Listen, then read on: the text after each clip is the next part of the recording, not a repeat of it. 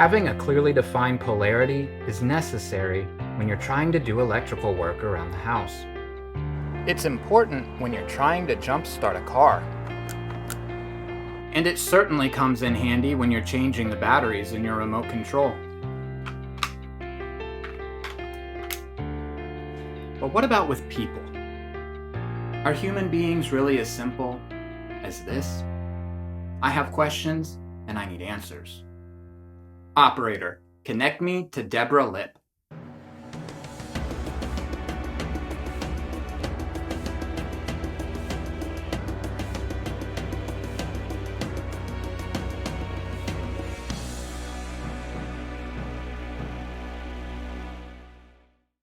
Welcome to Music, Myth, and Magic. I'm Eric Arcadian, and today I'm speaking to Deborah Lipp.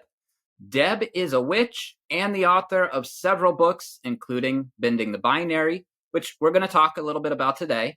She's been a High Priestess since the 1980s and has been teaching Wicca and the Occult for more than 30 years. So I'm sure she's got lots to say. Deb, thank you so much for being on the show with me today. Thank you for having me. Well, I appreciate you being here, and to just jump right into some questions, could you tell me a little bit about how you actually got started on your path? I'm older than I look, and I grew up in the 70s, and so it was very isolated. We had no internet, and I started experiencing the presence of the goddess, for lack of a better word, when I was walking in the woods. And I made a decision when I was a teenager to worship the old gods all by myself, just made that decision. And then one day I was at a hippie store in Amherst, Massachusetts, and found a little feminist newsletter, on paper. And there I discovered that other people were doing rituals and calling it witchcraft. And I started a process of seeking, and there were a lot of stops and starts. And as a teenager, my resources were very limited. But ultimately, I'm trying to remember. In 1981, I read Drawing Down the Moon by Margot Adler. Mm-hmm. And Margot Adler was a local radio personality here in the New York metro region. And so I knew her. So I felt very comfortable with her. And because I had seen occult books, and, they all seem very lurid. They all seem very creepy, and I would not buy them. I would sort of stand in the occult section of the bookstore and sort of look at things and kind of wish I could buy them, but then feel really intimidated because it was scary. And then I saw Drawing Down the Moon by Margot Adler, and I was like, this is it. And I bought it. My husband at the time was furious that I was getting back into witchcraft because he had really worked to stop me. And I wrote to an address that was in the back of that book and found my first group and stayed with that group for 6 years until I started my own group. And was there anything in particular that drew you to being Gardnerian specifically? Yeah, I had tried to practice on my own, just sort of make it up. And I felt very frustrated by that. And so when I read Drawing Down the Moon, and Drawing Down the Moon, I always say it's like a buyer's guide to paganism. It's a little of this and a little of that, and this is what these people do, and this is what these people do, and you really do learn what's available out there. And of course, it's a bit dated now, but it's still a uniquely valuable book. And I was very clear that I did not want to continue to make it all up. So the traditions that were self-consciously saying, yes, we make this all up and you use your own creativity, I wasn't ready for that. I was not ready for using my own creativity. I wanted something that had some pre-existing structure that I could learn. I was eager to learn and build on something that existed, because my efforts at making it up myself were frustrating. So I didn't want to just continue being frustrated in a group. Yeah, I understand that. I mean, that's kind of a little bit about what drew me to it was the structure and the tradition. Um, so you've been a high priestess since the 1980s, and I hope this isn't too vague of a question, but have you noticed any overall trends, like between now and then in the craft, or even like in the behavior of seekers or anything like that? Oh, so much. I mean, some things never change. Like, it's human nature, and there's have been so many trends come and go. Certainly, there have been some real turning points.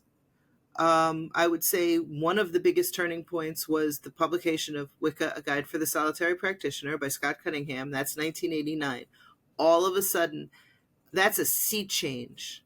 That's a sea change in how people perceive their ability to practice the craft. Yeah. And it used to be prior to that if people were solitary, they were kind of like, well, I can't find a group, so I'm solitary.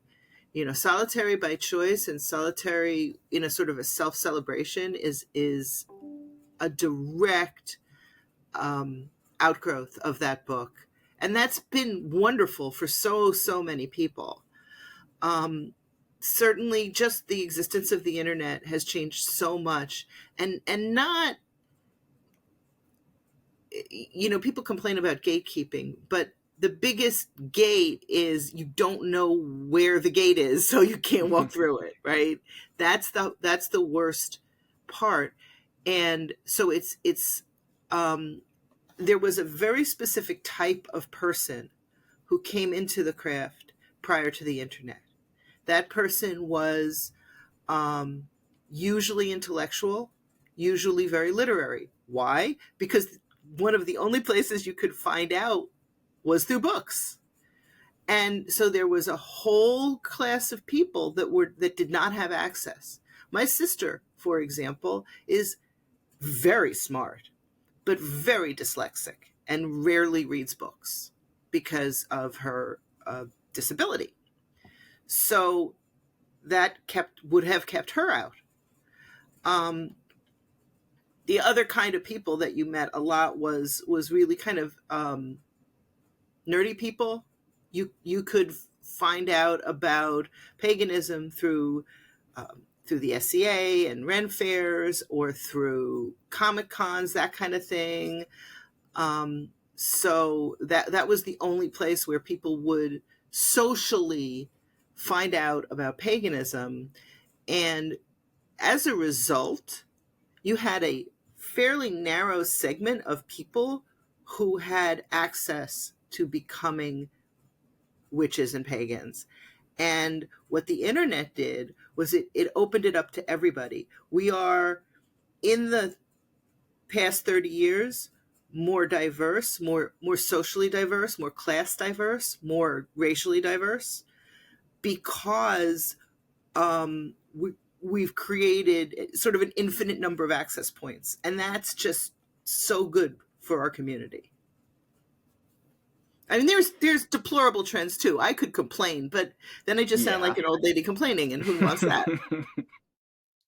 Okay, so at what point in your journey did you realize that you were going to write a book about polarity? I started thinking about polarity. It took me well over 10 years. And part of it was, from the beginning, from my earliest days as a witch, I was taught that there was such a thing as polarity, and that it was vitally important. And I think that most Gardnerians are still taught that, and most occultists generally were taught that in the 80s, 90s, even today. There's just an enormous amount of emphasis on that.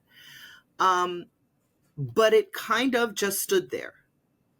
Like, there is polarity. It just is. And there was an explanation about why it was important and what it meant metaphysically. There wasn't anything particularly practical about it. And I think that a lot of it was when I met the person who is now my spouse. The the first working title of Bending the Binary was Butch Priestess.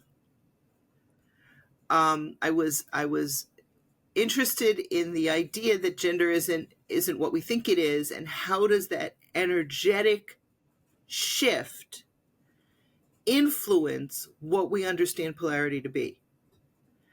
So I didn't particularly feel qualified to write the book. I wanted to write the book. I didn't really feel like I knew how. So I have the original notes where I was pulling in collaborators who were gender diverse, you know, and who had ideas on the subject matter, but it never went anywhere. I never felt like I had a handle on the material, but I always knew that it was something that was important to me to write about. It was just something I didn't really know how to write about for a really, really long time. It took me 10 years of doodling around with notes before I actually sat down and wrote the book. Just to break it down, I mean, what is polarity? I know you give a pretty good definition for it in the book. If you wouldn't mind going over summarily what you would say polarity is, and does your definition differ from like a standard occult definition of polarity? Honestly, my definition is really very similar, less wordy, but very similar to Dion Fortune. So I would call it quite a traditional definition. Other people who say they are traditional sort of add buttons and bows to it that I don't think are necessary. Polarity, basically, in the simplest language, is two opposing ends of a spectrum that create energy by being drawn towards each other or by interacting with each other in some way. So people want to automatically go to male and female, but north and south is one of my favorite examples. They are opposite ends of a pole, right? You got north, you got south. And there is energy created on a planet gravitationally. And by using north and south, we understand some things that we don't necessarily immediately understand when we say male and female. For example, we know right away that there is a whole planet in between, that the existence of the North Pole and the South Pole requires that there is an equator. Mm-hmm. Right? That energy exchange. So the planet is spinning because of the poles, right? It's a vital energy. But it doesn't say everybody has to live on the North Pole or the South Pole. What it says is that the energy is meaningful, and if we know how to access that energy, our magic is like... And when I wrote the book, I defined it there, that it is an energy. The more that I study, the more that I think that what I was originally taught is correct, meaning that it is kind of the vital core energy that creates reality. And yes, you can do magic without ever addressing polarity energy, but oh my God, I recommend it because it is so powerful and it is so essential and it is so bottom line to who we are as living beings. Now, if you would have asked me prior to reading your book, if you would have asked me to define polarity without using gender, I probably would have gone with positive and negative. But in the book, you talk about so many different categories and subcategories of ways of looking at polarity. And how did you come up with all these different viewpoints? Well, actually, I did, in fact, crowdsource that long list. So, I mean, I was on Facebook because, again, I'm old. It's my social media. And I just started asking people, what are polarities that you think of? And a lot of them to me were wrongheaded. Like, I don't, like being opposite is not a polarity. And two things that are different from each other are not a polarity necessarily. So one article mentioned beer and wine. No. But as I started looking at what people were talking about, you could see that energy exchange. And what I did in the book is I sort of divided it into the 6 that I came up with as sort of core. Each of them has a quality that the other 5 don't have. Like, for example, day and night is a polarity. We know that day and night is definitely a polarity. And one of the things that's fascinating about it is it's the one where you can't ever draw a line, right? It's always, it's 8 a.m., it's noon, it's, when did twilight turned into night? What was the moment? Like, it's constantly shifting. It never stays still and sits on one pole or the other. And that's the only one. And then what I was able to do is, as I sat with the list of polarities that I was happy with, and there's space in the back of the book for people to work on their own. I was able to group the other ones on my list as sort of subcategories of day and night, like sun and moon. I is a subcategory, or a bunch of them are subcategories of passive and active, and all of them. I didn't do this on purpose. I didn't start out with this, but the 6 that I came up with directly correspond to the Qabalah and to the polarities on the Qabalah, and except for, so there's 5 sets of polarities on the Qabalah, plus I would say gender is like the whole tree. So they corresponded perfectly, and that just sort of let me feel like, oh, I'm on the right track here. I actually, this is the right list. And I didn't even realize until the book was more than half done that I had done that. And that was just very exciting. It just kept reinforcing, I'm on the right track. I found something here. I'm writing about something and discussing something that is actually meaningful to the occult community, and that maybe people haven't written about in this way before. So I got, it was very exciting. The process of writing the book was thrilling because I kept feeling like I was discovering new stuff. Well, you said maybe somebody hasn't written about it. Well, yeah, but a lot of people haven't even thought about it. So that's why it's so exciting to read the book.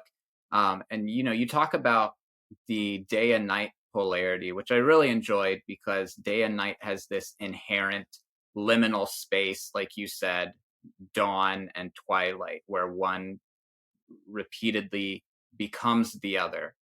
And the other polarity that I enjoyed probably most was active and passive. And some of the ways you talk about it made me think about how this type of energy is really applied in regular daily life all the time.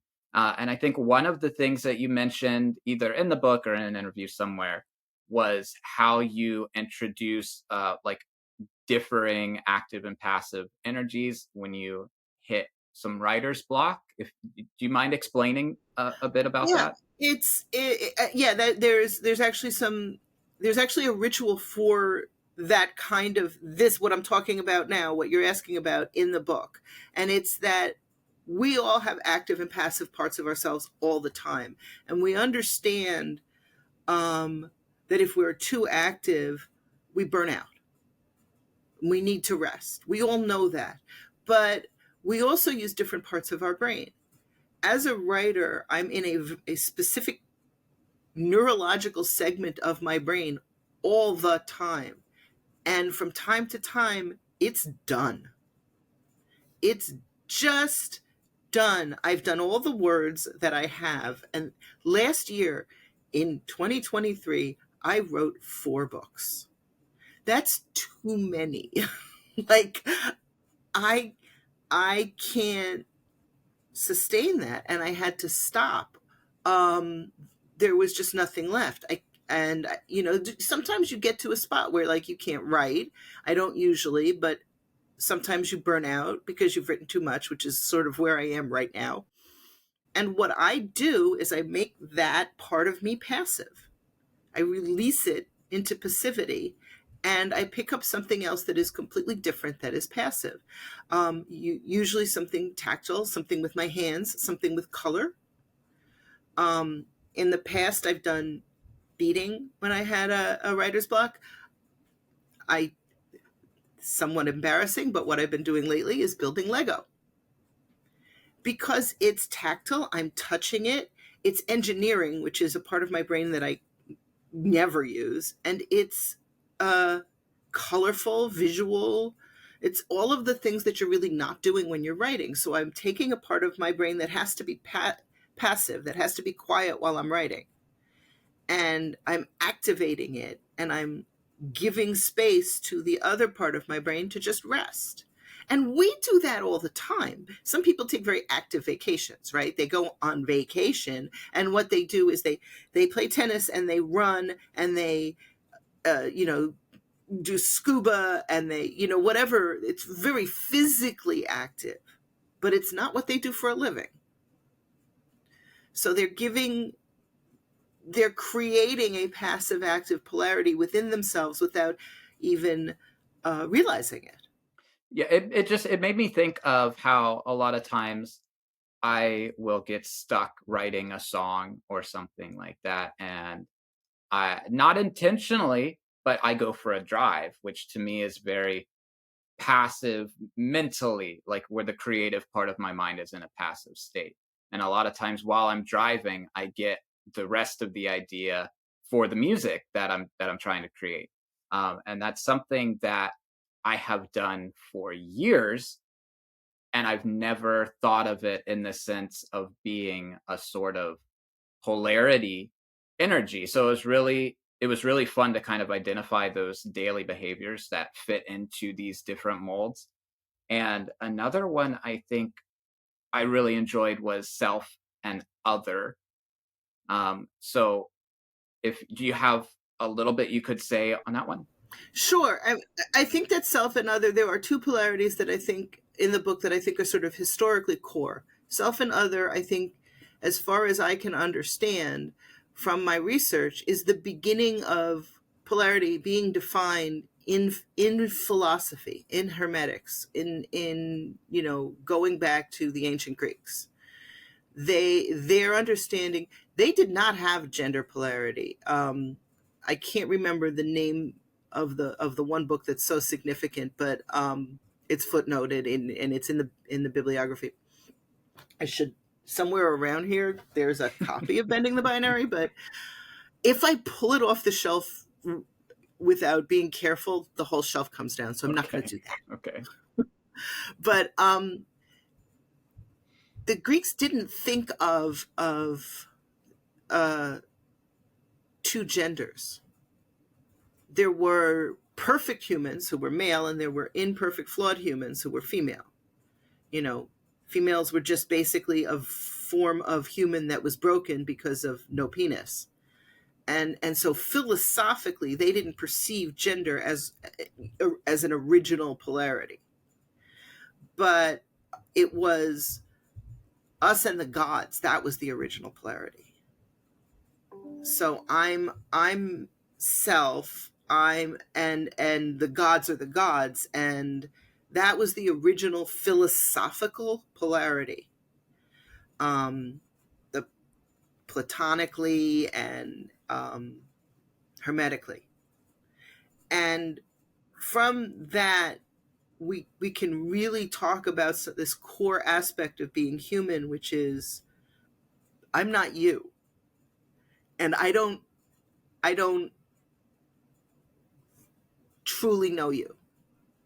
If you have a life partner, you can know them pretty damn well, but you can stop and realize, I'm never inside that person's head and heart.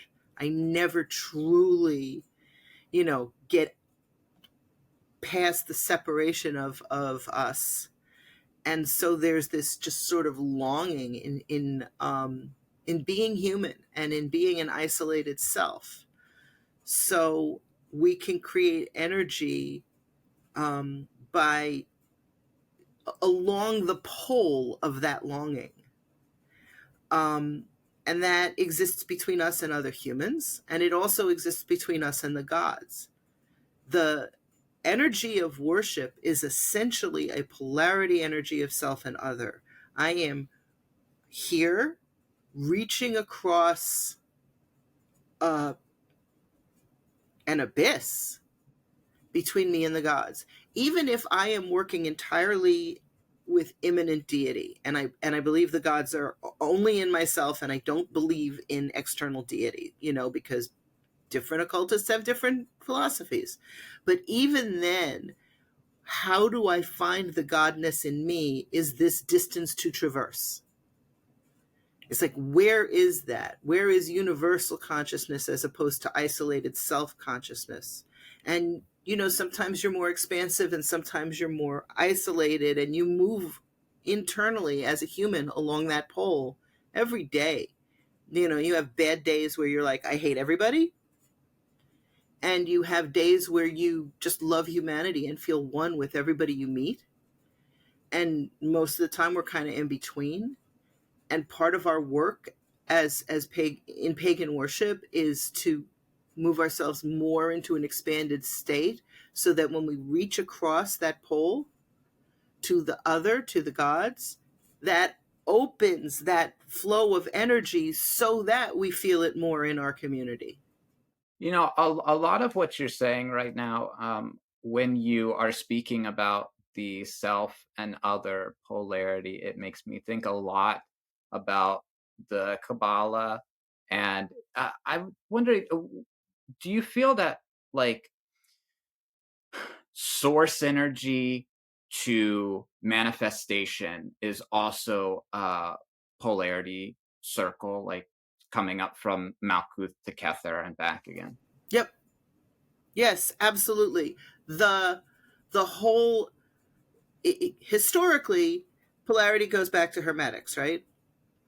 It goes back to the Greeks and to Greek philosophy, and it isn't the same as duality, but historically it comes in from that period. But it's the Kabbalists who were the first to say that polarity was the energy, that creation happens as a result of polarity. So, Keter is where basically God decides that manifestation could potentially maybe happen. It's this, spark of, oh, there could be creation, and there's nothing else. So the two polarities that I identify as sort of philosophically the source are self and other, which we just discussed, and force and form. So as much as there are many, many polarities on the tree of life, the core polarity of the tree of life is force and form. And the idea of the tree of life, the idea, that permeates Kabbalah is that there's a constant interplay between force and form until God finally gets it right and Malkut can happen. So it's just a constant interplay, and a lot of what we understand polarity to be today is deeply, deeply influenced by Kabbalah. Even if you have never read a book about Kabbalah and you don't use it in your practice, I promise you, if you are a modern 21st century occultist, somewhere in the lineage of your occultism, there is Kabbalah. Yes.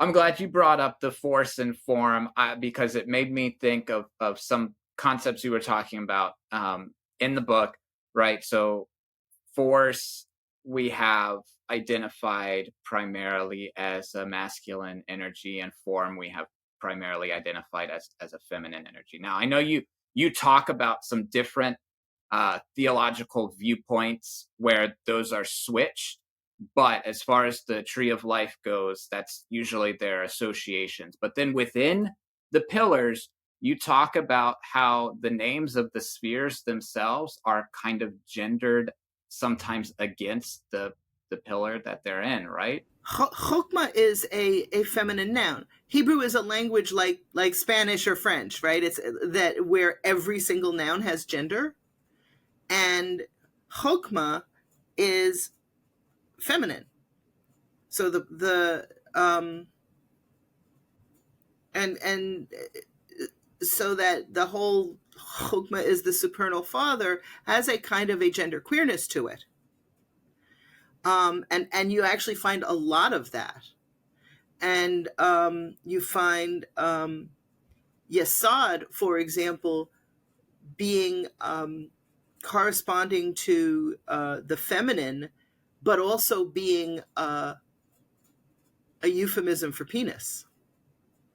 So there's just a lot of queerness and gender bending in the Kabbalah, built in, not like something that we've added in the 21st century because we like being queer, but something that has always been there and that 13th century rabbis were very conscious of. Yeah, I think it adds this lovely ambiguity to everything. It just makes you question a lot of things. It's very, for those of us who are queer, it's very energizing to find that energy was already in the occult, and it takes nothing away from people who are not queer, right. Yeah. So you've mentioned hermetics a few times as we've been talking, and in Bending the Binary, you discuss where a lot of like hermetic philosophy came from for the past 100 years or so, back to the Kybalion, which has some interesting origins, and that those thoughts have kind of permeated a lot of occult practices, whether people realize it or not. And I was when I was reading, honestly, I was kind of hoping to hear how you feel about that. And I'm wondering if you would share a little bit. I mean, how do you feel about the origins of the Kybalion into how we use it today? Sure. So let's say that when I'm talking about hermetics, I am not talking about the Kybalion. Because the Kybalion is invented. It's said it was sourced by Hermes Trismegistus. It was not. It was definitely a modern, very early 20th century invention that comes out of theosophy. And, we as occultists, we are the inheritors of a long, long tradition of many, many sources of fakery. And, that's fine. Okay. I'm a Gardnerian. All right. I'm very familiar with people making up their history. And it's, it's okay. It's a side discussion as to why I think it's okay, but let's just put that one down for a second. So when I'm talking about hermetics, I'm talking about actual Hermes Trismegistus and people who were working with that material, 2,500 years ago. The Kybalion, on the other hand, is not that and is not similar to that. However, I find it a fascinating and important book. I just wish people wouldn't call it hermetics because that just sort of muddies the waters.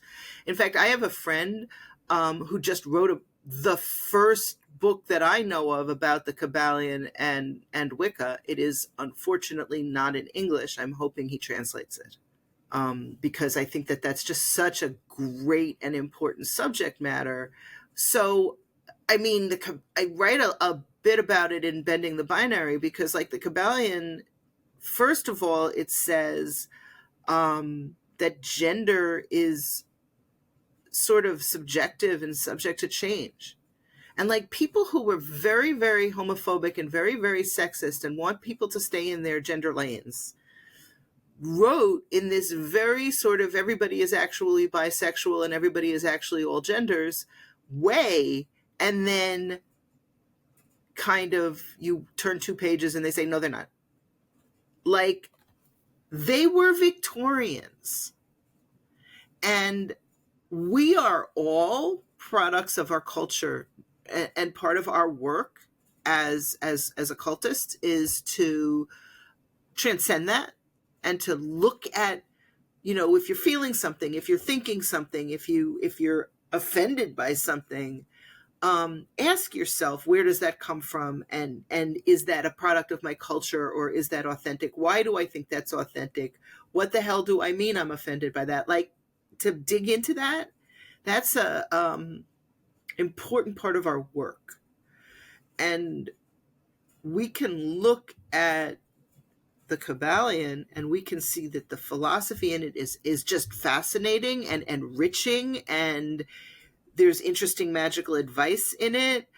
But do we really need to continue to be Victorian because they were? I don't think so. Yeah, it's interesting to trace back a lot of where our ideas come from. And, that's true with the Kybalion. And that is also true, like you said a few moments ago, if you trace back pretty much any sort of occult teaching, you're going to hit the Qabalah at some point, right? And I'm wondering kind of what your journey with the tree has been throughout your time in the craft. Well, that's a interesting question, because I'm actually relatively new to studying the Qabalah, because I'm Jewish, and the minute that I got into the occult, everybody started telling me, well, you're Jewish, you should study the Kabbalah. And it just was it's a microaggression, basically. It's so like, you're black, you should play basketball. Like, it's just, so I said, no, like, I'm not studying this. And in part because I wasn't ready, and it took me many, many years it was always a struggle for me to balance my Judaism and my Wicca. And I think many people who have a Christian path can relate, a Christian past can relate to that, it takes time to go on that journey, from your past to your present to your future, in terms of how you incorporate the different aspects of yourself. I am today very, very comfortable with being both deeply Jewish and deeply Wiccan. But that took me a long time. My daughter tells me it's because of my second Saturn return, that it took the second Saturn return for me to reincorporate my earliest tradition. That was actually, that she saw that on my chart. When I decided to dive back into Judaism, which was about 5 years ago, I didn't know how I was going to balance the two. And Kabbalah was like a bridge. It's both, it's fundamentally Jewish, and it's core to the occult. Now, I should say that many of my Jewish occultist brethren consider it cultural appropriation when non-Jewish occultists dive really deeply into Kabbalah. And I don't agree with that, but I understand where it comes from. As Jews, we have had a lot of our stuff ripped off, and the same occultists who acquired Kabbalah in the 15th century were deeply anti-Semitic. And a lot of where it came from was, this is really beautiful thing and Jews have it, let's get it away from them. So I don't think it's appropriate to tell people not to study Kabbalah because it's so intrinsic into what we do. It's like trying to get the hydrogen out of your water. You can't really separate it.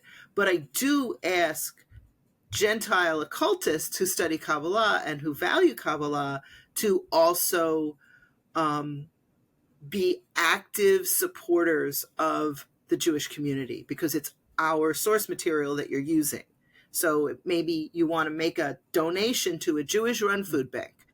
Like, do something that is positive and generous to the Jewish people, rather than take their stuff and pretend that you didn't. That's a really good idea. Are there any other ways to actively support than making like a food bank donation that you could think of? Oh, sure. If you have a local synagogue, they're always struggling for donations. The Anti-Defamation League is a wonderful organization that fights anti-Semitism. If right now in the United States, anti-Semitism is grown 300% in the last year. So there are a lot of organizations fighting hate.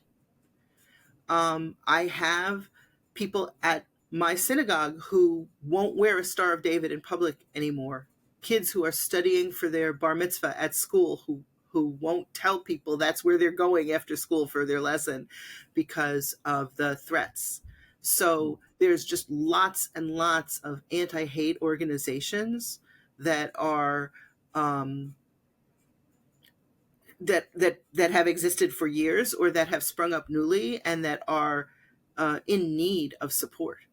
And the more Jews are a tiny, tiny percentage of the population. We can't survive without support from the larger world. Well, when you talked a moment ago, I think it brought up some thoughts about my past and previously being a Christian and converting to witchcraft. And I'm wondering, outside of using the Kabbalah as a bridge, how were you able to finally reconcile the Judaism and the Wicca? Well, the way that I see it, all gods and goddesses exist on the tree of life. So none of them are false gods. They're all part of the tree. So there is no worship of false gods. And basically, if God has a problem with it, that's his problem. It's not my problem. I dig that. It's his problem. In the last part of the book, the last section, you kind of titled it like "What Now" or "Now What?" And where do we go from here? I mean, what impact do you hope that this book has on the community at large moving forward? Well, there's two impacts that I hoped for in the beginning. And then there's a third impact that I have been seeing that really excites me. So first, I wanted queer and gender nonconforming and non-binary people to know that polarity could include them and that they were not excluded from the occult world. And I spoke with people. I had people vet the book with trans people, with asexual people, with non-binary people, to make sure that the book was like really inclusive and that everybody understood that polarity and gender are not synonyms. They overlap, but they're not synonyms, and you don't have to fit along a strict binary in order to experience polarity energy. I wanted people who were interested in a polarity-based form of occultism, like Gardnerian Wicca or like the OTO. I wanted them to know that didn't necessarily exclude them. I also wanted people who had excluded polarity from their magical practice to find to see that there was value in it. Like, I also, I mean, there's many people who are like, well, we don't do polarity because polarity is bullshit, and then move on. And so I didn't want to do that. But there's also sort of people are very passive with their polarity. Like when I was first training in a coven, it was like you had to have a magical partner who was not your gender. And then you didn't really do anything. You weren't necessarily sleeping with them. You weren't specifically doing magical things with them to build that polarity. It was like the whole thing was you were just going to stand next to them. Like, you can do more with your polarity energy than that if you want to. But the final thing is that a lot of people have come to me and said, I'm a middle-aged heterosexual high priestess or high priest. And I have been practicing polarity the way that I have been practicing it for the past 30 years. And now I have somebody petitioning for entry into my coven who is non-binary. What do I do? And buying my book so that they can educate themselves. And I was not expecting that. And I have had that conversation easily a dozen times. And it is deeply gratifying to know that there were other people out there with those concerns who could take next steps as a result and use my book to help them. And that just makes me so happy. Well, it must be wonderful to see that your book is having the potential to open some people's minds like that and change their perspectives. And it's really interesting also because your own perspective on polarity has changed over the years, correct? Absolutely. I was always kind of a gender essentialist feminist, meaning, men are this way and women are that way, but women are great kind of thing. And over the years, that perspective of gender essentialism really changed. And I am not proud of the way that I reacted to the first trans people that I met. In the 80s, I am more than not proud of it. And I mean, I tell a story in the book of like a really sort of shitty conclusion I drew about what trans people were like based on one person. And the essence of bigotry is drawing a conclusion about a whole group of people based on one tiny data point. And I'm not proud of that, but I think that all of us in the past 5 years especially have been on this just remarkable journey of sort of transcending what we understand about orientation, about gender identity, about the relationship between the physical and the inner gender. And we're still on that journey. We're not done moving forward, we as a world. And it's very challenging. I hear people all the time go, can't you just be a gender? It's very, very challenging whenever our core assumptions are disproven or questioned. It can be very painful. I look inside and I feel what it feels like when you just hit that, like you've bumped into a door where you thought it was open and it wasn't, and you hit your head. And that feeling inside. And a lot of us struggle with that feeling. And a lot of people respond to that feeling by saying, well, I was right all along and you people can go away. And that's beneath us as occultists. We can do better. And I am, like I said, I'm not proud that I was transphobic in the past, even though I thought I wasn't. I'm not ashamed either, because I used that to grow and move on. Yeah, I mean, I really appreciate the openness about that. And I think we can all learn from that experience and grow. Now, something that I just wanted to hear a little bit about from you was alchemy I know we talked about it yesterday a little bit, and you said that like so much alchemical research was involved and required for writing the Bending the Binary, and I was hoping you could just tell us a little bit about that. So I wrote, wait, this one I think is, no, I'm wrong. Okay. I wrote a little book. No, it is. It's right here. Hold on. I don't know if this is going to come across on the camera, but I wrote this little book, The Beginner's Guide to the Occult, and I wrote that book on spec. So they gave me a list of chapters I was to write, and one of the chapters was on alchemy, and I was like, uh-oh.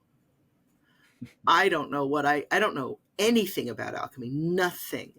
And it was really funny because this book, this publisher, like they give you a deadline per chapter, and I kept delivering chapters early. I was 3 weeks early on everything, and the editor is like, I can't even look at this right now. You can be early, but I have other books that, to edit also.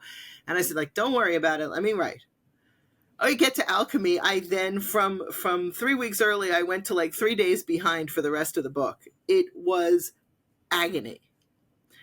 Also, I don't have a science background, which really helps because some of the stuff that was really obscure to me in studying alchemy was just like any chemist would immediately recognize the terminology. So I didn't have the chemist terminology. Alchemy is purposely obscure. That's part of it. It's built in. And part of it is it's just philosophically dense, even once you clear out those other two things. But once I had like a breakthrough moment, I suddenly realized I could write the Polarity book. So that was there was just a moment in here where I suddenly realized that I had, where's alchemy? Page 83. That I had the Polarity book because polarity comes from alchemy. Alchemy is the first place that polarity magic is performed historically. Alchemy at its essence is polarity magic. It is doing something magically and spiritually using polarity to create something else, right? So that's alchemy, and that's the beginning of polarity. And I'm looking for a quote because I love it.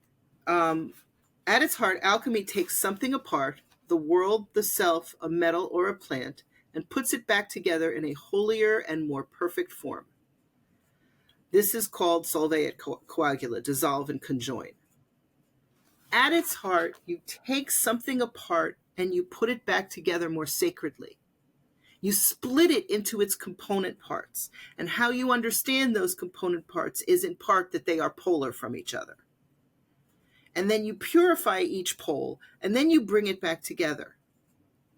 So I reached out to Rachel Pollack of blessed memory, and I said,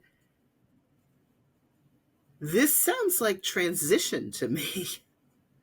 This sounds like gender transition. This sounds like what my daughter went through in her transition process. She took herself apart. She looked at all the parts. And then she put herself back together. So I reached out to Rachel Pollack and I said, was that your intention? Is that why you named the first trans comic book character Coagula? And she said, I don't remember why I chose that name. It was a long time ago, but what you just said sounds perfect to me. So let's go with that. And I was like, Rachel Pollack likes my work. Oh my God. Like totally starstruck. But alchemy is a process of using polarity to elevate the self. It is an acknowledgement that polarity exists within each of us, and within everything, every real thing, everything from the self to a metal to a plant to the world. Polarity simply is, and we can elevate polarity, but ultimately through conjoining the opposites into a wholeness. That is alchemy. that was always alchemy. And we can understand that we got polarity, everything in occultism, including Qabalah. There are early Kabbalistic books that correspond the tree of life to alchemy, to the planets and the metals, and attempt to make a one-to-one correspondence. The rabbis who created the Kabbalah were not living, in isolation, only reading rabbinic stuff. They were astrologers, they were alchemists.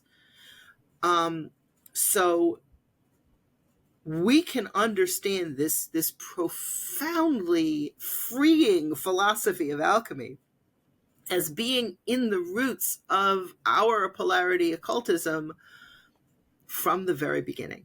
It's a beautiful description of alchemy that you just gave. It's a beautiful story that you just told. And I have to be honest with you, when I think about alchemy, I don't always have the word polarity in mind. But the way you talk about it, it makes me excited, and it makes me want to grab a copy of that book and read it. And it makes me want to go back and read through other books on alchemy that I have, just specifically with the viewpoint of polarity in mind when I read through and I go through the information. But outside of that book, I know you have another book that just started shipping, right? And you wanted to mention that. That's exciting. Can you tell us about that? Oh, sure. So my first book was Elements of Ritual. It was published in 2003. I was doing a project and I was like, 2003, that's 20 years ago. And wow. And so we have a brand new, fully revised, fully updated, expanded edition of Elements of Ritual that has just started shipping last week. And it is, listen, I've written 11 books, and people come up to me all the time and say, I love your book, which is very gratifying. But because I am a sarcastic bitch, I say, oh, which one? And they always mean Elements of Ritual. That book still sells well. I still get like a decent, royalty check twice a year from Llewellyn on a book that is over 20 years old, because it's still meaningful to people. It is the first book that takes Wiccan ritual apart in a detailed, analytic way and says, casting the circle, what is it? Why do I do it? What does it mean? What is the spirituality of it? What is the mysticism of it? How do I do it? What are the exact steps? So I updated it a lot with the new material on polarity. I updated a lot with, it's been 20 years. I've learned more about doing ritual. I've attended more rituals from other people that do different things than I do, and learned more variations. And I've done more research into and learned more things. So it's so much bigger. I must have added, I don't even know, 10,000 words to this book, which was stupid long anyway. Plus, Llewellyn has gotten really better at their own scholarship. So I have to say that in the 80s, Llewellyn had a terrible reputation as, they'll publish anything. And they have worked very, very hard to transcend that. And so, like, every single fact that I have in this book, my editor was like, where does that come from? I've never heard of that. Can you give me a source for that? Can you give me a footnote for that? Otherwise, we're going to take it out.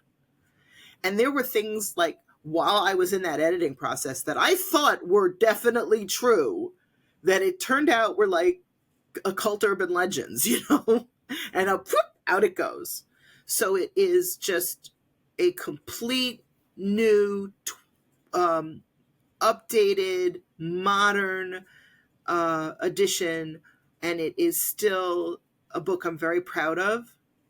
And if you don't have the first edition, like, go for it. This is the old one. This is the old one this was my working copy for editing. So that's the original. And there's a new, it's over on the other side of the room. but there's just a brand new edition out, and it's just really expanded. And it's also, I was really shocked at how gender essentialist the original was. I had forgotten, I haven't reread it in 20 years. And I really worked to make it much more gender inclusive, among the many other things I did with the book. Well, I'm going to post links to all of these books in the video description. So if anybody is curious, they can just click on the links and find out a little bit more. And in just a minute here, I'm going to ask you the signature question. But before I do that, I do want to know, if somebody is looking to find out more about you, how can they find you? Do you have any appearances coming up soon? Yes. So, first of all, my website is deborahlipp.com. So I should be pretty easy to find. I'm at Deb Lipp Author on that horrible thing that used to be Twitter, and on Insta. And you can find me on Facebook. So I should be pretty easy to find and keep in touch with. And my next upcoming appearance is at the end of the month. I will be at Convocation in Detroit.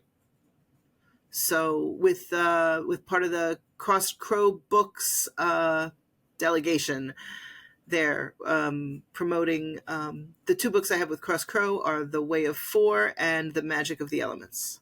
Okay, excellent. I'm going to post links to all of that in the video description as well. Cool. If anybody's looking to find out a little bit more about Deb Lipp, you just click in one of those links and you'll find her. So Deb, it's time for the signature question. How do you use sound or music in your personal magical practice? Well, I don't think there is anything better than a heartbeat. Like, my former partner was a drummer, and he was amazing, and he would create beautiful musical and rhythmic accompaniments to everything we did. And right now, there is no one in my coven that is a musician per se, but anybody can pick up a drum or a rattle and create a heartbeat rhythm. And it is transforming. It is like the easiest way to alter your consciousness. And not only does it alter consciousness, it also, people get bored. Like, I think it's really important to pay attention to people's attention span and fidgetiness and stuff. Like, a lot of times you see people doing ritual where, you do something and everybody waits for you to do it, and then the next person does it, and the next person does it, and everybody waits. And if there's more than 3 people doing that, people get restless. They just do. So if you have people drumming or using a rattle or some other simple instrument that doesn't make them feel like you have to be a musician to do it, then they know that they're contributing to the energy of the moment, and that helps them focus. And that is so powerful. Yeah, I love that. That's something we don't always talk about a lot in ritual, is that if you have a big group or a big coven, there is that boredom that sometimes happens when you're waiting for everybody to take their turn doing something. And it is also so very important to have everyone feel like they are contributing to the group energy throughout the ritual. And yeah, I agree.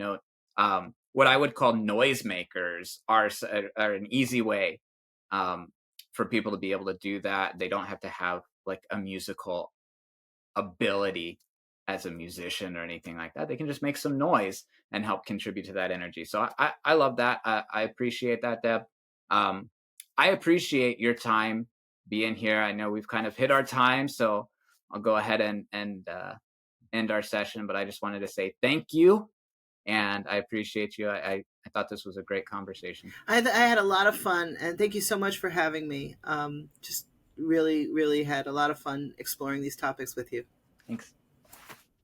Another big M3 thank you to Deborah Lipp for taking the time to be on the show with me today. If you haven't checked her out online yet or bought a copy of Bending the Binary, go do so now. The links are in the video description below.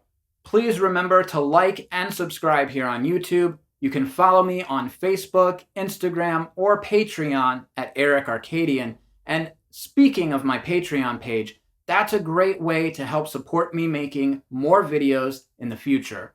You'll also get exclusive downloads, early access, and cool updates that nobody else gets. Remember, there's always a way to make music. Until next time.